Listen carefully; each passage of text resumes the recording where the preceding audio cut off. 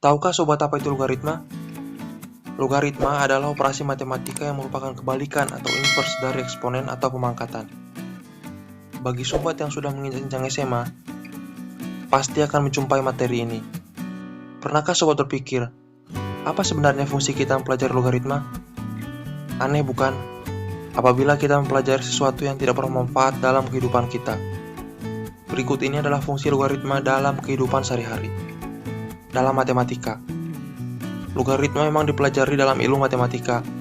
Fungsinya yaitu digunakan untuk memecahkan sistem persamaan yang pangkatnya tidak diketahui.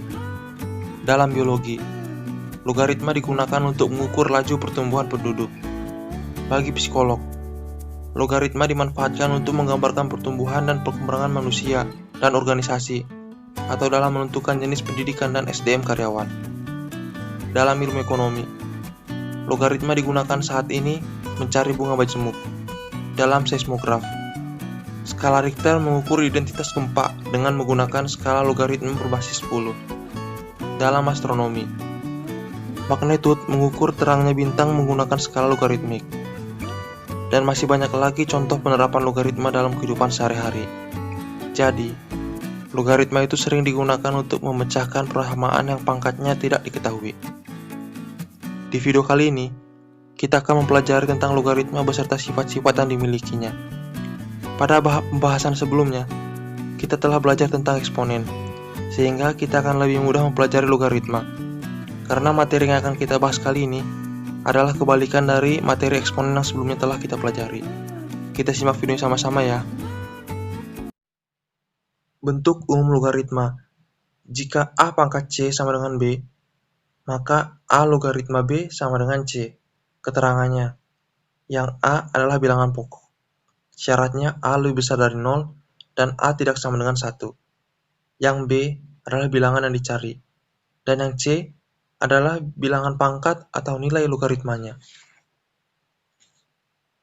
Untuk lebih jelasnya, kita buat contohnya ya. Jika 2 pangkat 4 sama dengan 16, maka dalam bentuk logaritmanya itu menjadi berapa? Nah, yang 2 itu kita anggap A, yang 16 itu kita anggap B, dan 4 itu kita anggap C. Maka logaritmanya menjadi 2 logaritma 16 sama dengan 4. Kita ke contoh soal yang lain. Jika 3 pangkat 2 sama dengan 9, maka dalam bentuk logaritmanya itu kira-kira menjadi berapa? Caranya sama seperti contoh sebelumnya. Jadi yang 3 itu kita anggap A, yang 9 itu kita anggap B, dan yang 2 itu kita anggap C. Maka menjadi 3 logaritma 9 sama dengan 2. Nah, kita ke contoh soal yang lain lagi.